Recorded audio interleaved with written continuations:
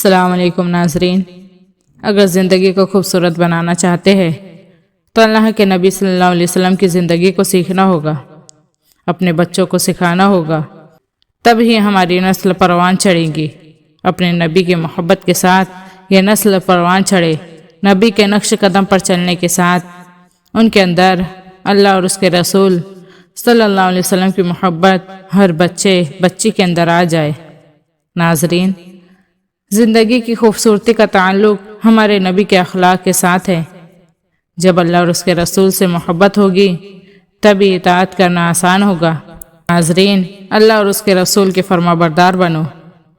پھر آپ صلی اللہ علیہ وسلم نے بیویوں کے ساتھ کیسا سلوک کیا کہ 2 مہینے چولہا نہیں جلتا تھا، 2 مہینے کھانے کو کچھ نہیں ملتا تھا، اور ہر بیوی قربان ہے، فدا ہے ہمارے نبی پر۔ سبحان اللہ۔ ناظرین، 2 مہینے جس گھر میں چولہا نہ جلے وہ شوہر کا کیا حشر کریں گی، اور ہمارے نبی صلی اللہ علیہ وسلم کے گھر میں 2 مہینے چولہا نہیں جل رہا ہے، خود بھی بھوک برداشت کر رہے ہیں اور بیویاں بھی بھوک برداشت کر رہی ہے۔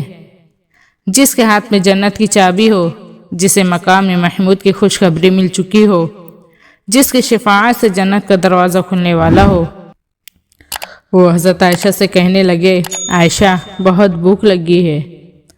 تو حضرت عائشہ رونے لگی اور بولی، یا رسول اللہ صلی اللہ علیہ وسلم، آپ اللہ سے بات کیوں نہیں کرتے؟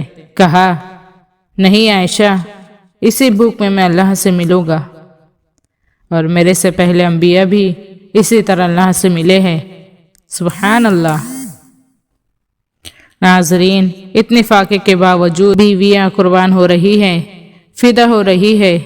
کس چیز نے باندھا ہوا تھا؟ ہمارے نبی کے سلوک نے، ہمارے نبی کے اخلاق نے۔ سبحان اللہ۔ ناظرین، ہم نبی والے اخلاق اپنے اندر پیدا کریں، اللہ ہماری زندگی کو خوبصورت بنا دیں گے انشاءاللہ۔ یقیناً آپ لوگوں کو ویڈیو پسند آئی تو ویڈیو کو لائک اور شیئر کریں اور چینل کو سبسکرائب کریں۔ اللہ حافظ۔